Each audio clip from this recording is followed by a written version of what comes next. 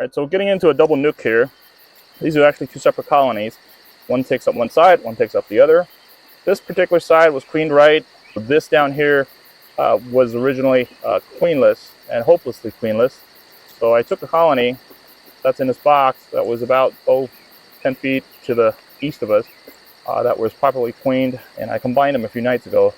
And this is what this paper is here. So what you do is you lay this piece of paper on, bring the colony over, you set it on top.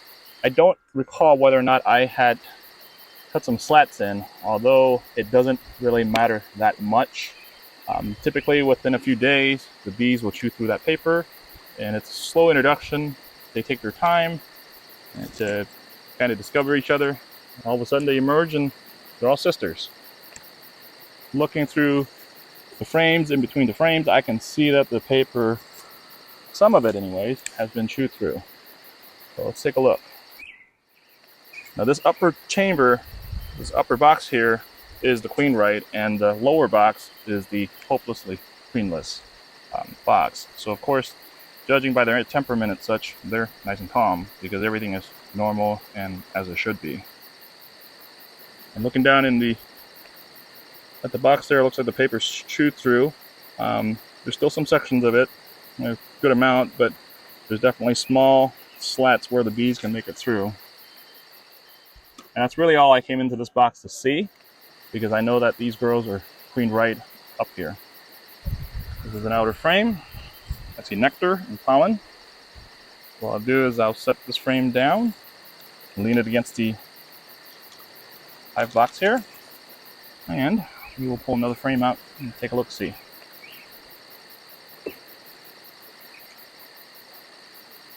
Now I can lift this box off and completely yank the paper off, but I can also let the bees do it themselves. They will chew through the paper and carry it out in pieces in the coming days. In this frame I see eggs, and I see the queen. We have a dark looking queen here. We're going to go ahead and put this frame back in and let the bees continue to merge up and join together.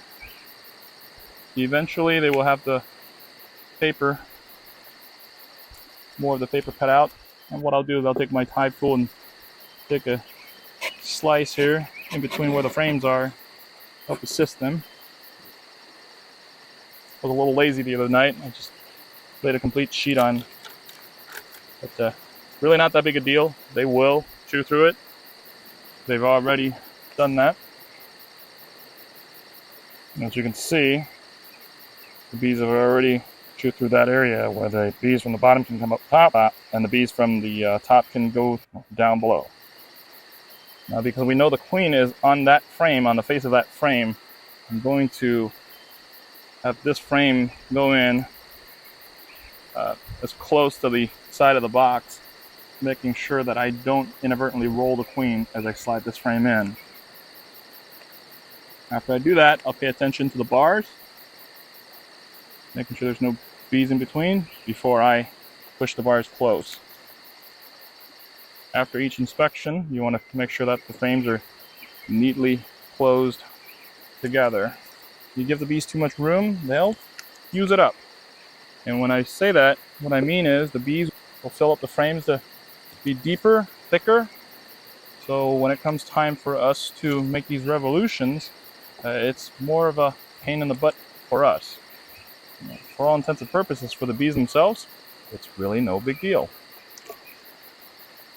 So that's it. As far as inspection goes, that's all I'm going to do here.